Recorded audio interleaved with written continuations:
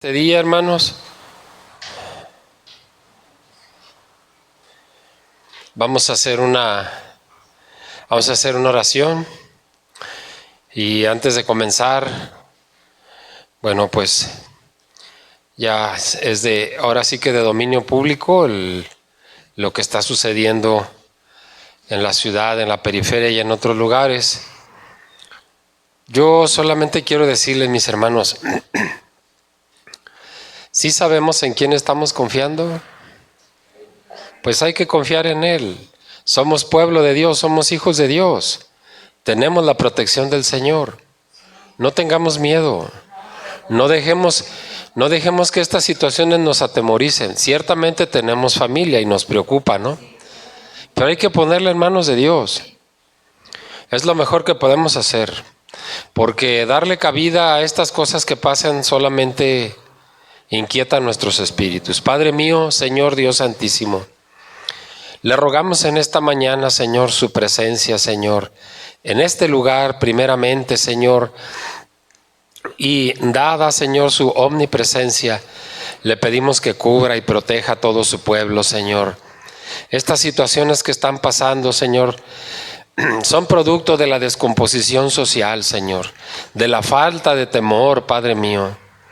Escuchamos decir que esas personas que están fuera de su ley, delinquiendo contra la sociedad, atentando, Señor, contra su pueblo, simplemente no tienen temor de usted, Señor. Pero nosotros que creemos y sabemos y conocemos su justicia, Señor, sabemos que un día los va a alcanzar. De igual manera, mi Dios y Señor, le pedimos, Padre Santo, que alguien, Señor, toque esos corazones, Padre bendito, para que se puedan revertir y convertir de la maldad, Señor. Padre mío, usted lo hizo con muchos de nosotros, Padre Santísimo. Le doy gracias esta mañana, Señor, por mis hermanos reunidos aquí presentes, Señor. Aún con temor salimos a la calle, pero confiando, mi Dios, en su protección. No puede haber cosa más grande y más poderosa, Señor, que sabernos pueblo suyo, Señor, y saber que así, mi Dios santo, como aquel pueblo que salió de Egipto y usted lo protegía durante el día y durante la noche, Señor, así estamos nosotros, Señor, confiamos en eso. Estamos bajo el manto de su protección. Dice su palabra, Señor, que no debemos de tener temor al hombre, sino temor a aquel que puede destruir el alma y el cuerpo. Padre mío, inúndenos su Santo Espíritu esta mañana. Apaciente nuestros espíritus, Señor. Derrame, Padre Santísimo, su bendición sobre nosotros y sobre sus familias, mi Dios. Sobre las familias de todos mis hermanos, mi Dios. Sobre aquellos hombres y mujeres bien intencionados que han salido a la calle a ganarse el sustento de su familia. Mi Dios Santo, confiando en sus promesas, estamos aquí de pie. No debe alarmarnos esto, Señor. Van a venir tiempos mucho peores que estos. Prepare nuestros corazones, prepare nuestros espíritus, mi Dios Santo. En el nombre de Cristo Jesús, Padre mío. Amén. Mis hermanos, vamos a comenzar esta mañana. A ver, encuentro aquí una persona que no había visto. ¿Es su hijo, mi hermana? ¿Y ya habías venido aquí? Sé bienvenido. Viene al estudio. Dios lo bendiga, Dios lo bendiga. Esperemos que se sienta entusiasmado, ¿verdad? Y que Dios toque su corazón esta mañana y le haga conocer que la semana pasada dijimos una cita de Juan 17:3, y esto es la vida eterna, que te conozcan a ti, el único Dios verdadero, y a tu Hijo Jesucristo, a quien has enviado. Bien, vamos a comenzar. Mis hermanos, ¿se acuerdan qué vimos la semana pasada? Alguna palabrita, alguna frase de lo que hayamos oído. ¿Quién fue hecho un poco menor a los ángeles? Jesús. ¿Y quién más? Nosotros y el Señor Jesucristo. Pero ya vimos que de momento nos podía conflictuar esa frase, ¿no? De que cómo, si yo no me he cansado de decirles que Jesús es superior a todo, Y de repente aparece la frase que Jesús es inferior a los ángeles. Pero ya vimos por qué fue hecho poco menor que los ángeles. En su humanidad. En su humanidad. Pero vimos que el texto dice por un poco de tiempo. ¿Cuándo fue ese poco de tiempo? Cuando vino aquí. Pero una vez que es ascendido a los cielos y sentado a la diestra de Dios el Padre, Él recupera su lugar. No solo su lugar, es sentado en el lugar de más alto honor, pero recupera su inmortalidad. Y si Él es inmortal y si Él venció la muerte, pues puede hacer eso por nosotros, ¿no? ¿Verdad? Vimos esa cosa muy grande. Jesús exaltado a lo sumo. El hombre, ¿por qué fue hecho un poco menor a los ángeles? ¿Por qué? ¿No? ¿Por qué fue hecho un poco menor que los ángeles? A ver, ¿por qué? Porque venimos de Adán, hermana. Porque fuimos hecho polvo. ¿Alguien más? ¿Sí? Porque fuimos hechos a la semejanza de Dios. A ver, escuchen la pregunta. ¿Por qué el hombre fue hecho un poco menor que los ángeles? El hombre fue diseñado, como el primer Adán, fue diseñado para ser inmortal. ¿A causa de qué el hombre de esa inmortalidad pasó a ser mortal?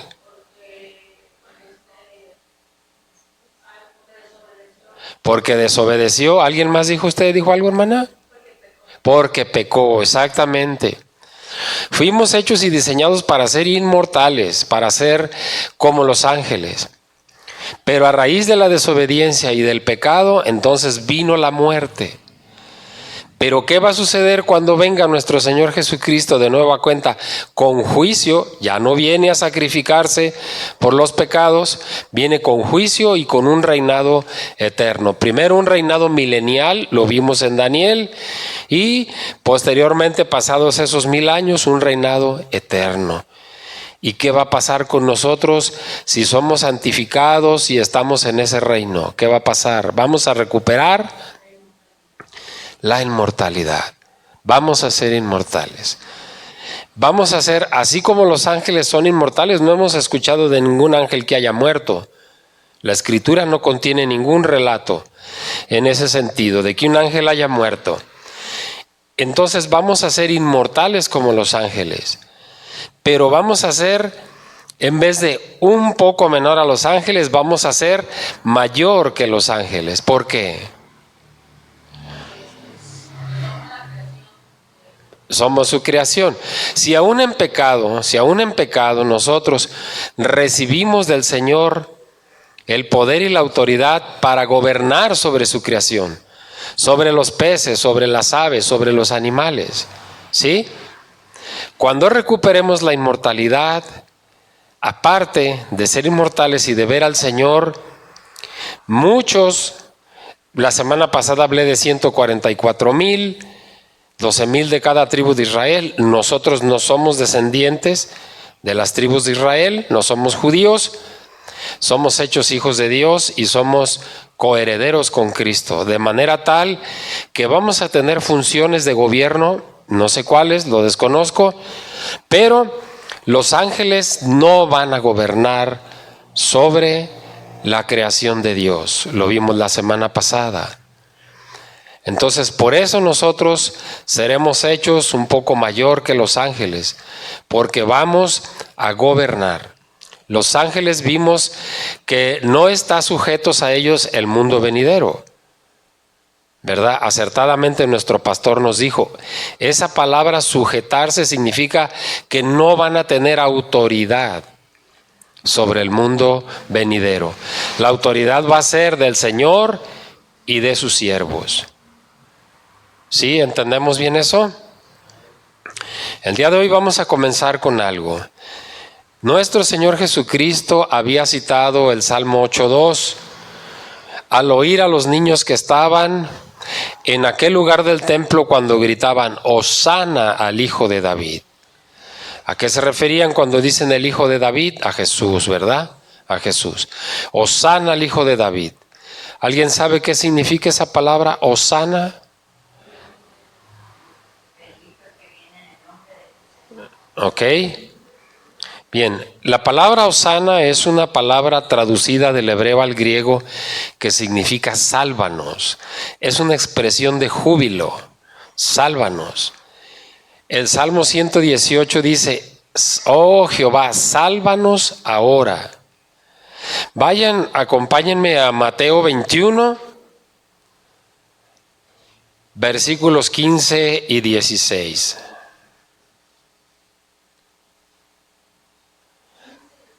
Sí, Mateo capítulo 21, versículos 15 y 16.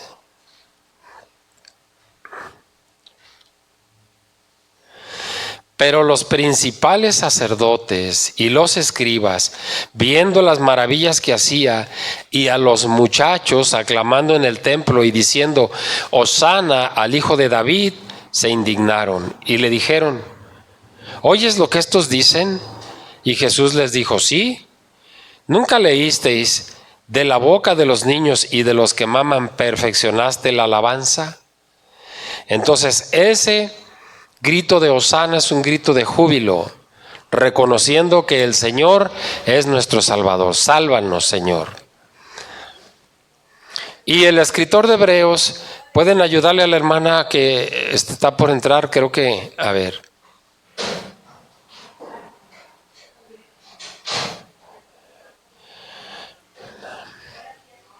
El escritor de Hebreos, que estaba empapado claramente en el Antiguo Testamento, puede haber usado Daniel capítulo 7 con su descripción del Hijo del Hombre, a quien le fue dada autoridad y dominio. La palabra de Jesús en el Sanedrín respecto a que el Hijo del Hombre se sentará a la diestra del Dios Todopoderoso hace una transacción entre el Salmo 110.1 y el Salmo 8, 4 al 6. Vamos a continuar con otro de los versículos que todavía estamos en el 5 al 9, de la semana pasada. Y antes de iniciar con este versículo, quiero hacer un espacio de momento para agradecerle mucho al Señor, a nuestro Dios, la presencia de nuestra hermana nuevamente aquí. Viene convaleciente de una lesión, de una fractura, pero con el ánimo de escuchar la palabra del Señor. La verdad me llena de satisfacción ver el esfuerzo de mis hermanos, porque ellos se integraron a este estudio, no estuvieron en el estudio de Daniel, se han integrado a este estudio. Sabemos claramente que mi hermano tiene su trabajo este día por la mañana y está dejando parte de ese trabajo, gran parte de ese trabajo, para venir al estudio, venir a conocer la palabra del Señor. Me da mucho gusto y mucha satisfacción ver a mi hermana nuevamente aquí. Que el Señor la bendiga mucho y ya tendremos tiempo la iglesia de darle gracias a Dios por estar aquí. Bien, vamos a continuar y el versículo dice, pero vemos a Jesús, estamos en Hebreos capítulo 2 y estamos analizando 5 al 9, versículos 5 al 9. Vamos ya en el versículo 8 y 9. Pero vemos a Jesús, que fue hecho un poco inferior a los ángeles, o un poco menor a los ángeles, coronado ahora de gloria y honor, a causa de haber sufrido la muerte, para que por la gracia de Dios Él gustase la muerte por todos. La semana pasada mencionamos que esa palabra gustar, en la traducción del griego al español significa sentir. Dice, para que por la gracia de Dios Él sintiese o sintiera la muerte por todos. Él sintió la muerte por todos nosotros, porque los reos de muerte éramos nosotros. El Señor Dios Altísimo Todopoderoso descargó su ira sobre el Hijo, sobre Cristo. La ira donde estaban acumulados todos los pecados del hombre. Jesús cumplió el mensaje del Salmo 8. al haber hecho esto. Filipenses 2:8 nos dice que estando con apariencia de hombre, se humilló a sí mismo, haciéndose obediente hasta la muerte. Por causa de su humillación, especialmente por su muerte y por sepultura, él fue hecho inferior a los ángeles por un poco de tiempo. Jesús entonces es presentado como hombre, que de hecho ha cumplido lo que el primer Adán no pudo lograr debido al pecado. Solamente algún día vamos a estudiar algo, un tema que se llama falsas doctrinas. Dentro de esas falsas doctrinas hemos estado hablando sobre todo de una en particular, cómo los textos se desvían de tal manera, se manipulan de tal manera que cambian el sentido de los versos. En esa escritura de la que hemos hablado, la nueva traducción del Nuevo Mundo de las Santas Escrituras que llevan los testigos de Jehová, este pasaje está manipulado. Esta congregación es la única congregación en el mundo que declara que Jesús no murió crucificado, sino colgado de esta manera. ¿Qué les parece? La única congregación en el mundo. Y este versículo en particular en ellos dice, haciéndose obediente hasta la muerte. El versículo de la escritura que tenemos nosotros, la Reina Valera y todas las demás dicen, haciéndose obediente hasta la muerte y muerte de cruz. Esto es una muerte de cruz, crucificado. Aun sin embargo, esa versión dice, y muerte en el madero de tormento. Pero la imagen que ellos presentan de esto es un Cristo en esta posición. Muy bien. Jesús se hizo hombre, sufrió, murió y fue sepultado. Pero una vez cumplida esa humillación, ya no fue inferior a los ángeles. Su estado de exaltación llegó a su plena realización cuando es coronado de gloria y honor, ascendido al cielo. Es decir, cuando asciende al cielo, ocupa el lugar de mayor preferencia, que es sentado a la diestra de la majestad en el cielo, en la diestra de Dios. A partir de ese momento, de ese tiempo, Jesús gobierna como supremo rey del universo. Falta por venir a la tierra. A Él sea la gloria, a Él sea el honor, a Él sea la sabiduría y el poder infinito. Debido a la desobediencia del hombre en el paraíso y a la maldición que Dios puso sobre él, acuérdense lo que le dijo al hombre y a la mujer que iba a suceder con aquel pecado, el hombre pecador nunca pudo experimentar plenamente lo que describe el Salmo 8. Pero dice el escritor de la epístola, nosotros vemos a Jesús coronado de honra y gloria. Él sufrió la muerte y por medio de la muerte logró una victoria. Miren, muchas de las veces hay frases que suenan como extrañas. Hay una frase que se menciona mucho en los grupos de recuperación, de alcohólicos anónimos, de drogadictos anónimos. Hay una frase que se menciona mucho y se le dice a la persona, tienes que perder para ganar. Suena extraño, ¿no? Tienes que perder para ganar. ¿Qué sucedió con Jesús? Perdió la vida humana, pero ¿qué ganó? Ganó la vida eterna, ganó la inmortalidad. ¿Y qué tiene que hacer el hombre? Tiene que perder la vida, tiene que perder el deseo por lo material, para poder ganar lo que no se ve, lo espiritual, lo que es verdaderamente grande y eterno. Entonces, nuestro Señor Jesucristo sufrió la muerte y perdió la vida física, pero logró la victoria sobre la muerte. Perdió para ganar. Él lleva la corona de gloria y honor, de majestad, de honorabilidad, y Él gobierna el universo.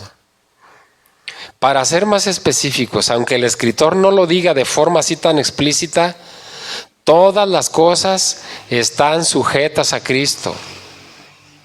En Mateo se escribe: toda autoridad me ha sido dada en los cielos y en la tierra. No hay nadie más grande que Él. Y fue por la victoria que logró. Y esa victoria se derramó sobre nosotros. Cristo es presentado como Hijo en el primer capítulo de Hebreos que vimos. Aquí es llamado Jesús. Al usar el nombre personal de Jesús, el escritor de la epístola enfoca la atención en el marco histórico del sufrimiento y la muerte de Jesús. Podemos suponer que el nombre estaba vívidamente grabado en los que estaban viendo y escuchando lo que el escritor de Hebreos hablaba. Acuérdense que es en la segunda mitad del primer siglo, después del año 50, año 68. Para ese entonces, de los que estaban escuchando, muchos de ellos, sin duda alguna, escucharon hablar del Señor. Algunos otros inclusive debieron haber visto lo que hizo Él. Entonces, el nombre Jesús estaba vívido en ellos todavía, ¿verdad? Ese nombre Jesús ya lo hemos mencionado algunas veces, lo vamos a reafirmar una vez más. El nombre Jesús proviene del hebreo Yeshua o Yeshua con acento en la U y significa Dios salva. Dios es salvación. Eso significa Jesús. Jesús, el Salvador, obtuvo gloria y honor para sí mismo, pero a la vez obtuvo la vida eterna para su pueblo. Eso es muy grande. La muerte de Jesús tenía un propósito esencial, que era aportar beneficios, como dice el escritor, para todos. Pero, ojo con esto, esta expresión no debe darnos a entender una salvación universal cuando menciona para todos. El escritor, en un contexto más amplio, en versículos que vamos a ver enseguida, que es el 10, donde vamos a ver que dice: muchos hijos son llevados a la gloria por el sacrificio de Jesús. Pero observen la palabra, muchos hijos, no dice todos los hijos. Y ahí están excluidos todos esos malhechores, todos esos delincuentes, todos esos transgresores. Si no se arrepienten, la justicia de Dios los va a alcanzar. Y vamos a ver algo enseguida en el versículo 10, muy grande. Algo que nos habla acerca de cómo Jesús no se avergüenza de llamarnos hermanos. Vamos a terminar este último versículo 9 cuando dice: gustar la muerte es una expresión dura y dolorosa, una realidad que tiene la muerte. Tal como lo experimenta el hombre, así lo experimentó Jesús. Jesús experimentó la muerte en el más alto grado de amargura.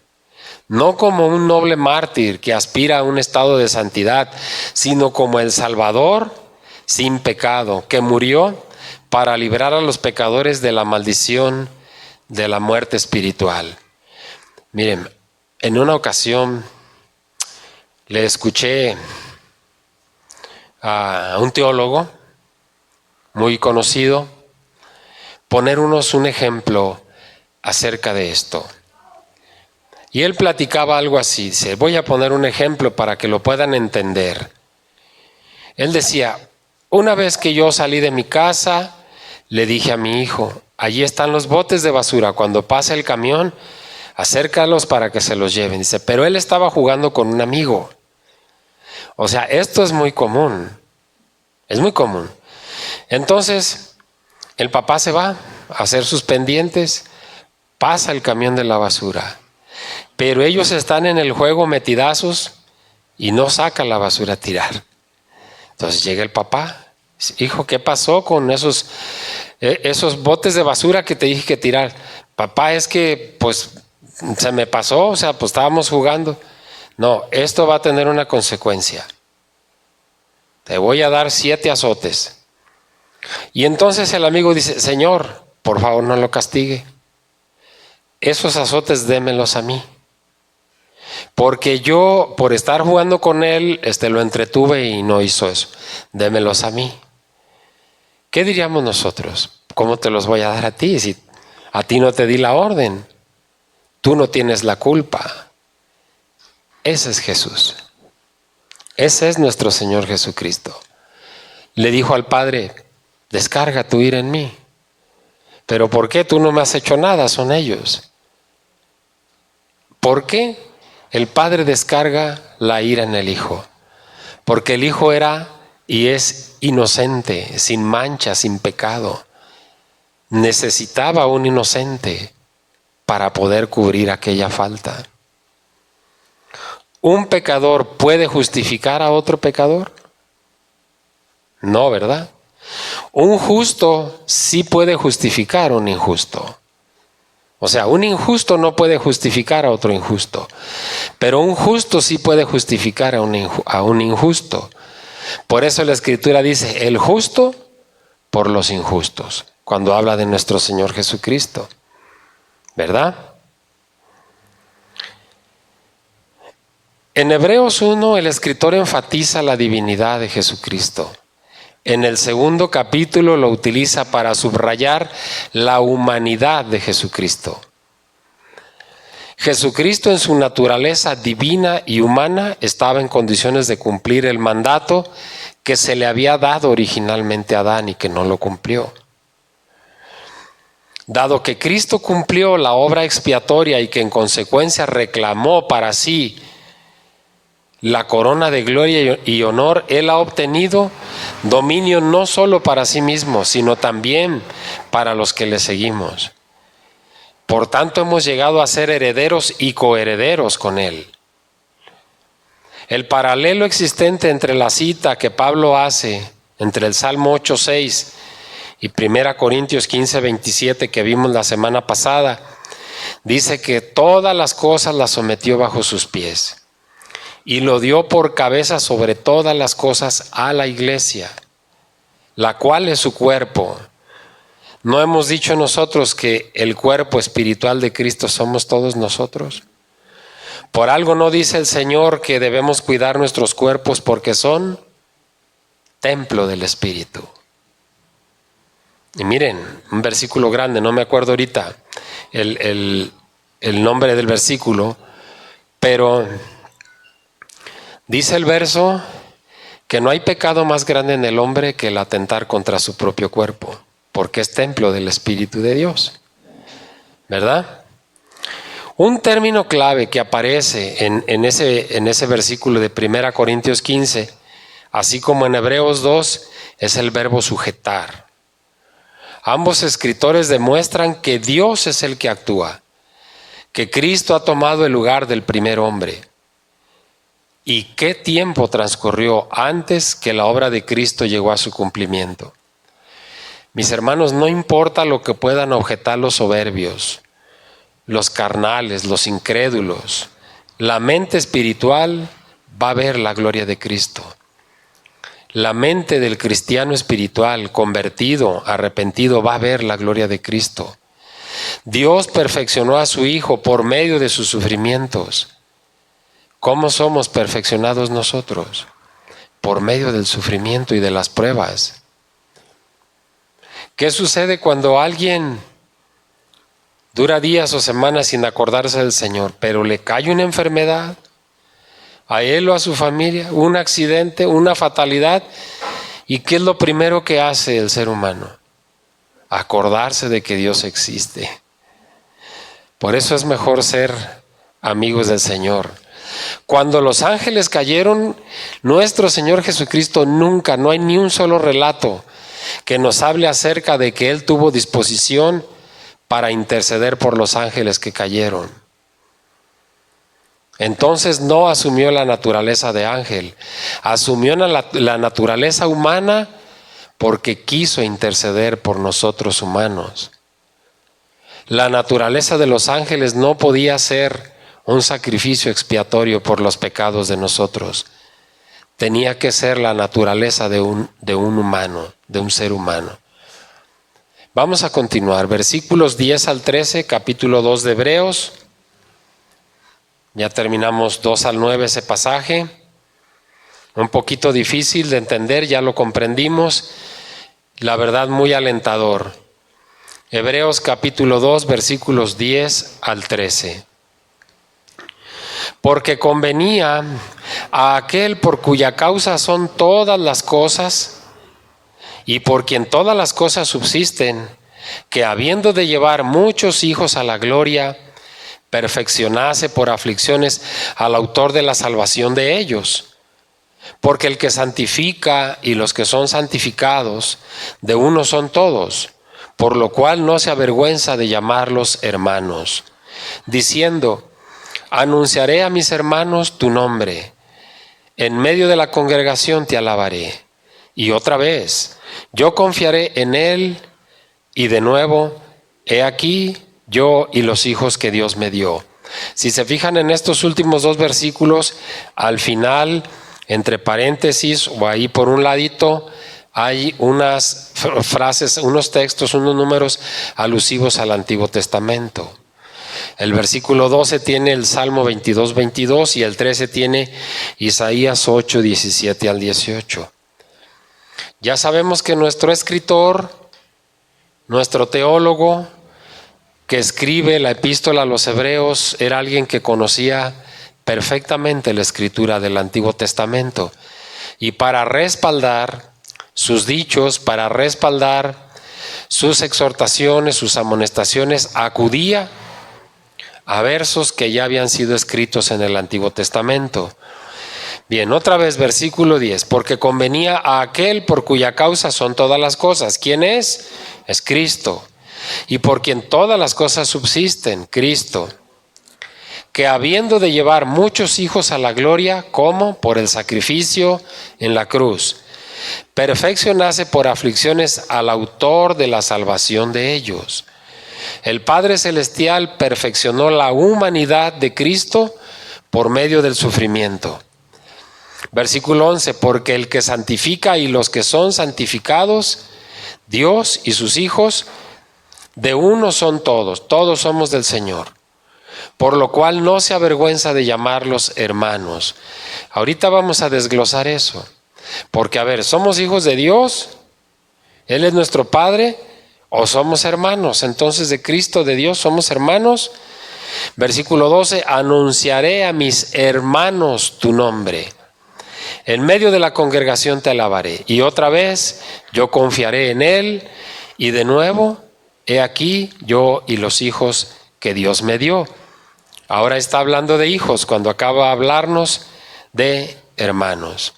Vamos a ir a Mateo capítulo 12. Mateo capítulo 12 versículos 46 al 50. Somos hijos de Dios, pero en cierto sentido somos hermanos de Cristo.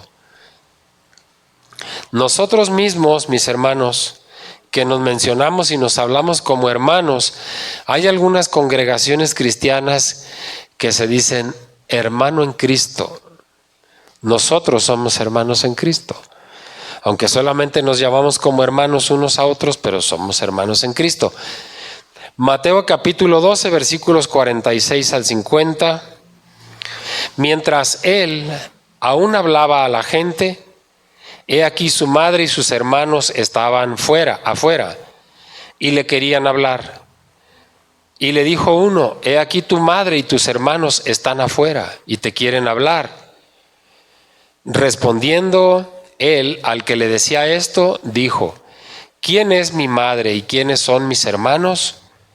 Y extendiendo su mano hacia sus discípulos dijo, he aquí mi madre y mis hermanos. Porque todo aquel que hace la voluntad de mi Padre, que está en los cielos, ese es mi hermano y hermana y madre. Vamos a observar esto con detenimiento, mis hermanos. ¿Por qué el Señor no se avergüenza de llamarlos hermanos? Pues porque hacen la voluntad de Dios. Aquí hay un precio pagado, suficiente para todos.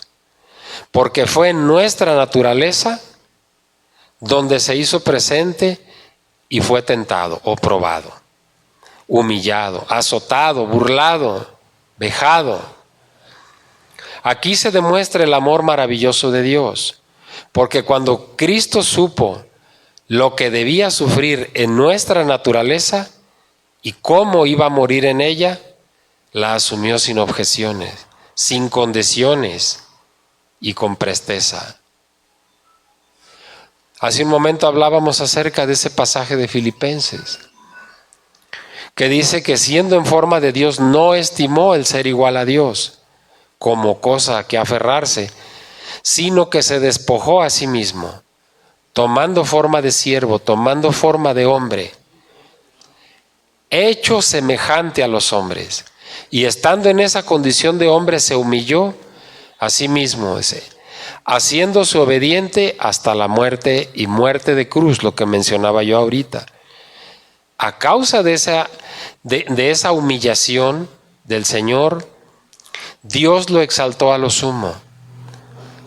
Y dijo Pablo a los filipenses que le dio un nombre que es sobre todo nombre, para que en el nombre de Jesús se doble toda rodilla.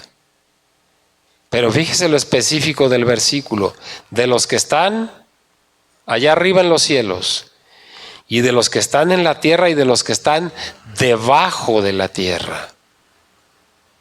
Para esas congregaciones que dicen que Jesús no es Dios, ¿a quién se le puede rendir eso? Que su nombre sea sobre todo nombre y que en el nombre de Jesús se doble toda rodilla. Jesús es Dios. El sujeto del versículo 10, por quien y para quien todo existe, es un modo de expresarse que tiene un eco inconfundible con Romanos 11:36, donde Pablo dice, porque de Él y por Él y para Él son todas las cosas. Dicho honor, sin embargo, es compartido con Jesús. Vamos a 1 Corintios 8:6. Así lo evidencia este versículo.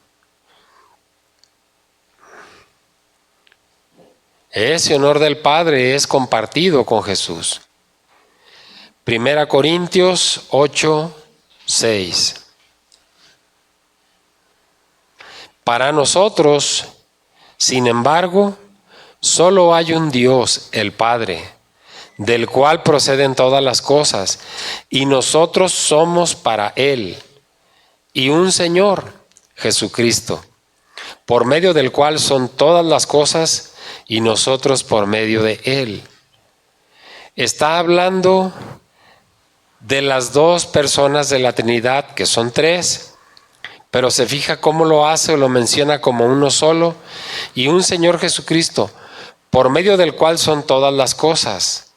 Y arriba del Padre dice, del cual proceden todas las cosas.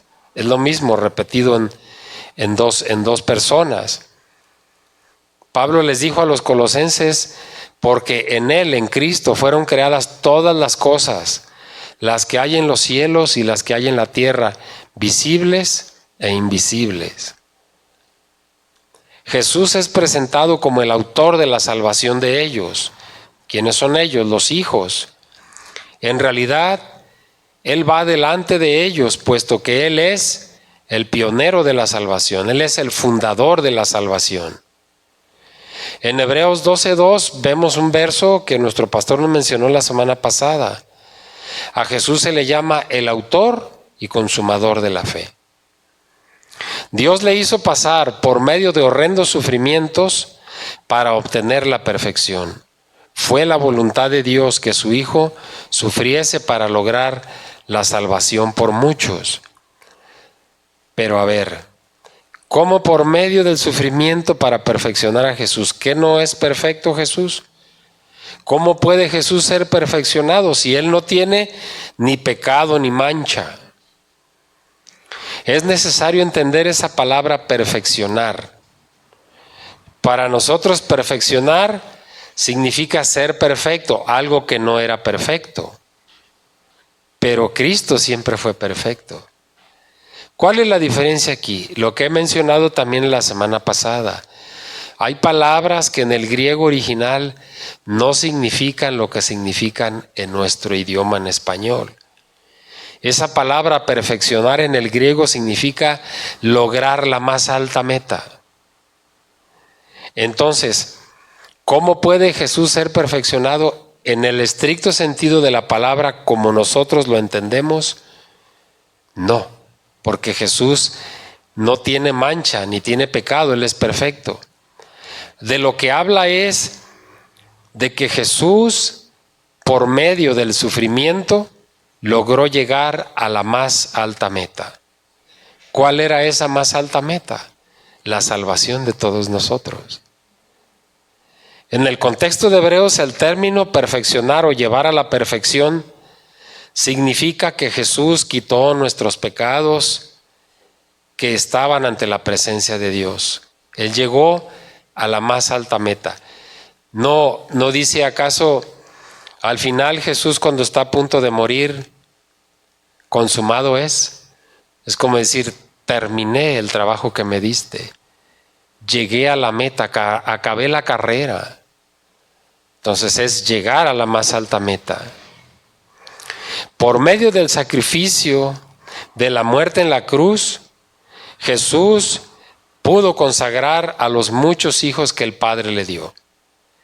La perfección de Jesús apunta, por ende, a la obra de la salvación que Él efectuó a favor de su pueblo. En Hebreos 10:14, por ejemplo, el escritor dice, mediante un solo sacrificio ha hecho perfectos para siempre a los que están siendo santificados. Aquí está la palabra otra vez perfecta. Mediante un solo sacrificio ha hecho perfectos para siempre. Nosotros en este momento no somos perfectos. Fuimos hechos salvos por el sacrificio de Él. Pero la palabra tenemos que entenderla como que mediante un solo sacrificio logró llegar a la más alta meta, llevar a la más alta meta a los que han sido santificados, que somos nosotros. Y luego el siguiente versículo dice, tanto el que santifica a los hombres como los que son santificados pertenecen a la misma familia. Por eso Jesús no se avergüenza de llamarles hermanos. Este versículo enseña claramente la humanidad de Jesús, su identificación con la raza humana, y alude a su divinidad al hacer notar su obra santificadora. Jesús es quien santifica a los hombres y continúa haciéndolo hasta el fin de los tiempos. Él es quien quita el pecado del mundo. ¿Se acuerdan lo que dijo Juan? Cuando vio que Jesús venía, dijo, he aquí el Cordero de Dios que quita el pecado del mundo. Entonces sirve constantemente como sumo sacerdote a favor de todos nosotros, a favor de su pueblo, a favor del cuerpo espiritual de su iglesia. La santificación de su pueblo no constituye un evento aislado, sino un proceso de toda la vida. La senda de la santificación se encuentra en la obediencia a la voluntad de Dios. Por medio de la voluntad de Dios somos santificados. Dicha obediencia procede de la gratitud, pero podríamos preguntarnos tal vez, ¿puede la gente santificada cumplir la voluntad de Dios perfectamente? ¿Puede la gente santificada cumplir la voluntad de Dios perfectamente? ¿Sí puede? ¿Está difícil? Si caemos en pecado, nuestra santidad queda manchada, ¿verdad? Sin embargo, no es necesario permanecer impuro, o sea, quedarnos con esa mancha. Ya que Jesucristo comparte nuestra naturaleza humana, Él permanece dispuesto siempre a limpiarnos y a santificarnos. Acuérdense un versículo que hace tiempo vimos, el que se ha lavado no necesita sino lavarse los pies. Eso significa el que se ha bañado no necesita sino lavarse los pies. Cuando entraban a una casa, cuando llegaban de visita a una casa los hebreos. Pero doctrinalmente nos quiere decir El que se ha bautizado no necesita volverse a bautizar, solamente confiese sus pecados y Dios lo limpia. Bien, en el lazo de la humanidad que une al que santifica con los que son santificados, aquí es donde se amplía la palabra hermanos por su significado. En esta santa familia la relación espiritual reemplaza el aspecto humano. Jesús murió por su propio pueblo. Él los redimió de la maldición del pecado. Él perdona los pecados. Él los lleva a la gloria. Y debido a la obra de su sacrificio, es que no se avergüenza de llamarlos con el nombre hermanos. Somos hijos de Dios. Somos hermanos de Cristo porque nosotros pertenecemos como coherederos de la salvación con Él y por Él. De esa manera somos hermanos de Cristo. Pertenecemos a la misma familia. Jesús es hijo de Dios. Nosotros somos hijos espirituales de Jesús, somos de la misma familia. Por eso Él dice que no se avergüenza de llamarnos hermanos.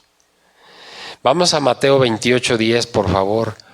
Y vamos a ver por qué esta frase, esta palabra, hermanos, era ya común en el Nuevo Testamento, en la venida de Jesucristo. Mateo 28:10.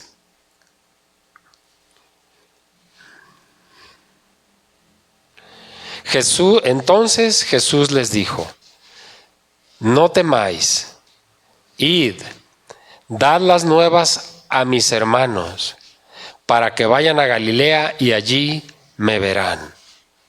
No estaba hablando de los hermanos, de sus hermanos en la sangre, sí, en la carne. Ahora, Juan 20:17 también dice: entonces Jesús les dijo, no me toques. Jesús le dijo, no me toques, porque aún no he subido a mi Padre, mas ve a mis hermanos y diles, subo a mi Padre, a vuestro Padre.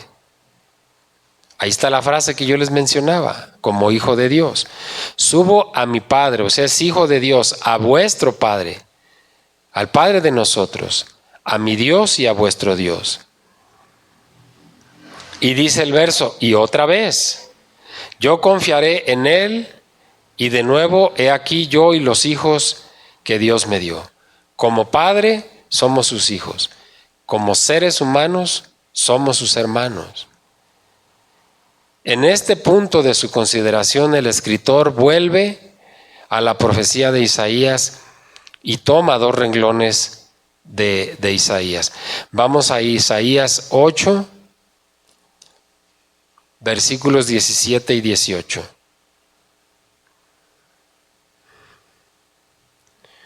Isaías 8, versículos 17 y 18.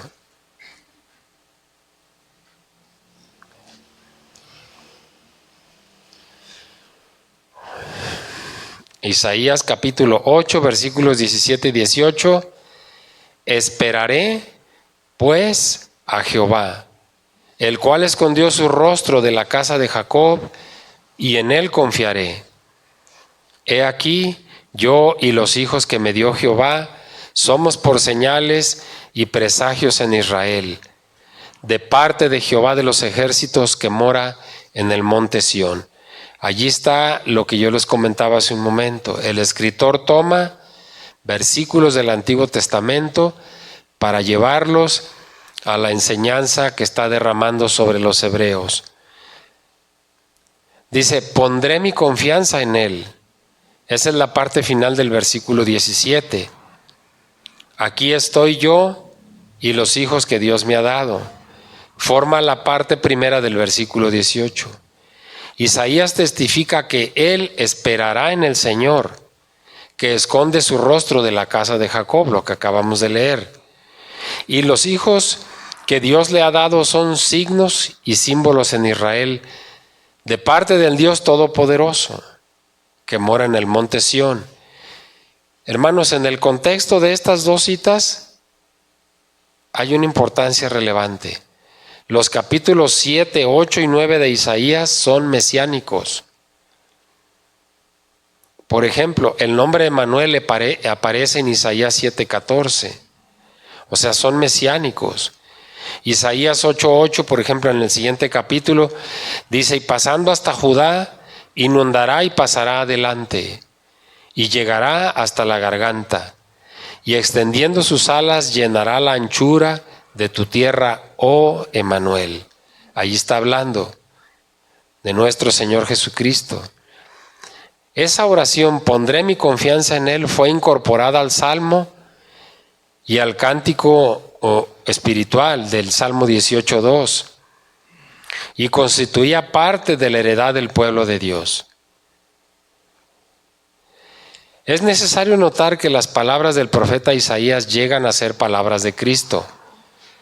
El profeta y sus hijos, así como Cristo y sus hermanos, están ante Dios. Los hijos que Dios le diera a Isaías son el remanente fiel de Israel. Los hermanos de Jesús formamos la iglesia.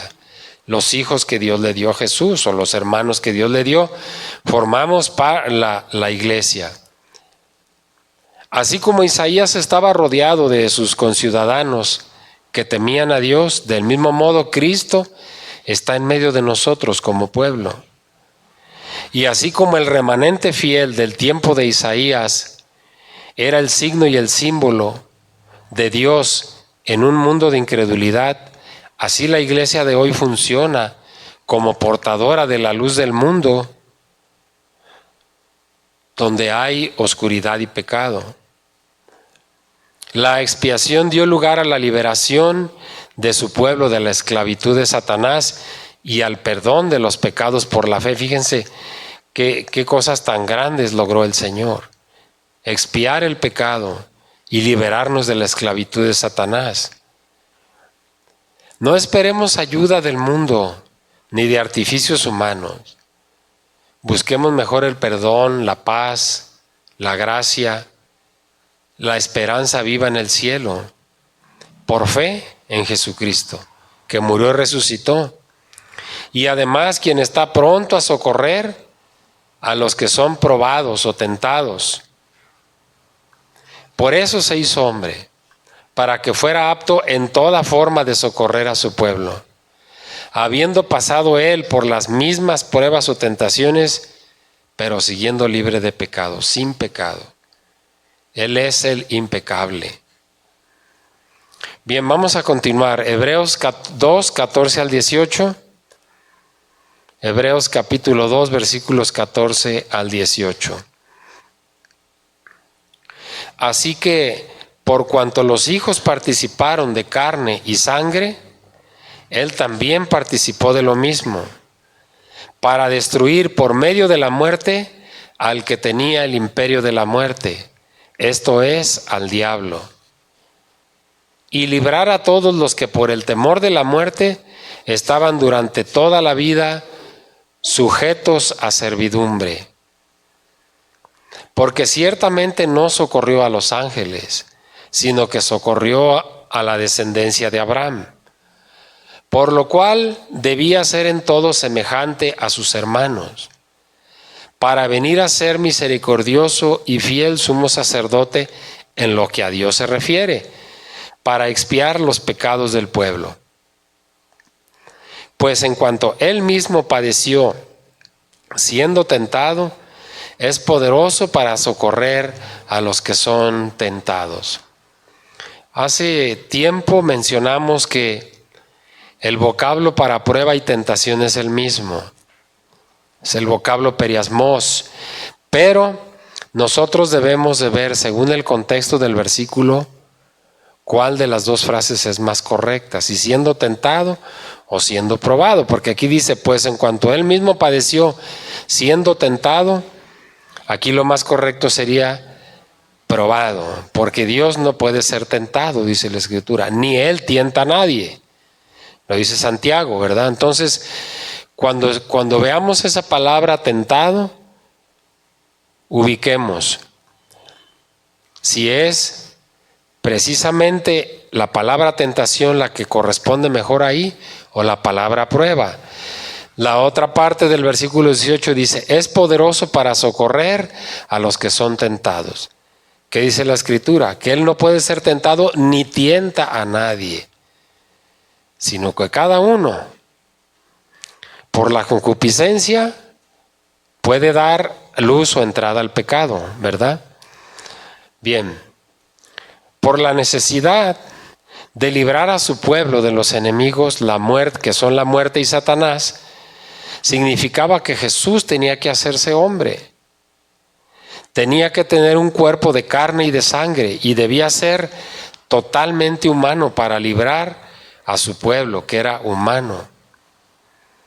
El rescate de sus seguidores de la maldición del pecado y de las garras del diablo no podía lograrse a menos que Él tomara el lugar de aquellos que Dios le había encomendado, pero que estaban bajo condenación debido al pecado.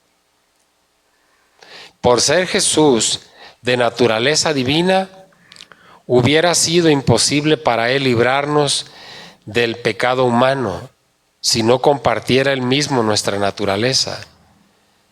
De manera que entonces Jesús compartió nuestra naturaleza humana y aunque no tenía pecado, vivió una vida plena, con debilidades, con enfermedades, con deseos, con necesidades y con pruebas o tentaciones.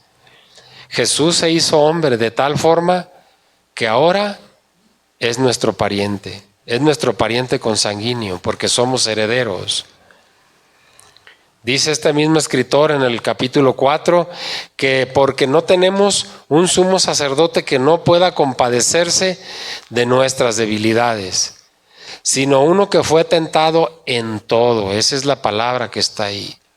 Jesús fue probado y tentado en todo, según nuestra semejanza, o sea, como hombre, pero sin pecado. En el original griego, el orden de las palabras es a la inversa. Allá aparece como sangre y carne en vez de carne y sangre. No se trata de otra cosa más que de una expresión que no procede de los componentes, sino más bien de los usos y costumbres. Así se utilizaba en aquel entonces la frase. La frase que se utilizaba era esa, carne y sangre, y no sangre y carne. No tiene mayor importancia, mayor relevancia. Fue así que Dios expresó su amor por su pueblo, entregando a su propio Hijo a una muerte vergonzosa. Ya dijimos que fue vergonzoso morir así, como un delincuente, porque Él no lo era. Él seguía siendo el impecable, y aun sin embargo tuvo esa muerte. El Hijo voluntariamente sufrió la humillación por parte de aquellos a los que había venido a convertir a la salvación. Fíjense nada más. Qué situación tan paradójica, ¿no? Por eso dice Juan que a lo suyo vino y los suyos no le conocieron. Pero a los que le conocimos nos dio la potestad de ser llamados hijos de Dios. Bien, el día de hoy vamos a terminar aquí, mis hermanos. Quiero solamente preguntar si alguien quiere aportar algo, hacernos una pregunta o alguna observación respecto de lo que hemos visto. ¿Sí, hermano?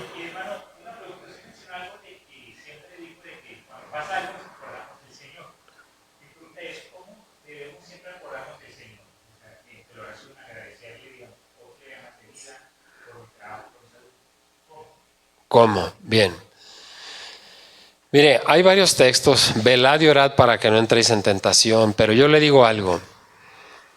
El aire es importante para usted. Respirar es importante para usted. Bien. Ese aire, ese aliento marca el Espíritu de Dios dándole vida al humano. Entonces, usted no puede quedarse sin aire porque va a morir. Usted no puede quedarse sin darle gracias a Dios por todo, porque entonces va a ser un hijo ingrato. Lo que pasa es que a veces no dimensionamos. Mire, el hecho de levantarnos de nuestra cama, de poder ponernos de pie o sentarnos en la cama, ya es motivo de darle gracias. El hecho de que podamos ver, hablar, caminar, tener una comida, de tener a nuestros familiares, todas esas cosas son motivo de agradecimiento. ¿Cómo? Por medio de la oración. La oración es el canal que nos comunica con el Señor. Entonces, la misma Escritura dice que debemos de dar gracias a Dios por todo, ¿verdad? Entonces, no deje de orar.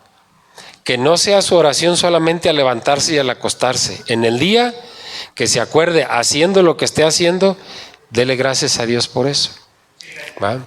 ¿Alguien más quiere preguntar o decir algo? Sí, hermana.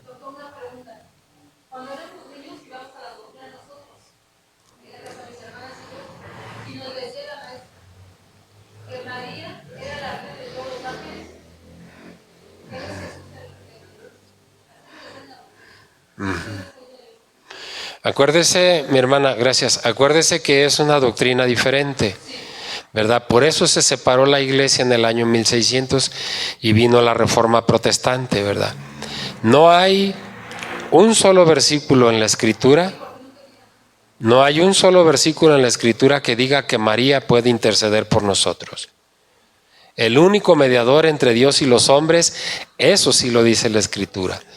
Entonces, ponernos a dilucidar la interpretación de la doctrina de la Iglesia Católica conlleva no solamente eso, conlleva la adoración a los santos, todas esas cosas que en la Escritura no están, ¿verdad? Entonces, eso fue lo que a muchos nos enseñaron, pero gracias a Dios que nos ha hecho libres por medio de conocer el verdadero evangelio, ¿verdad?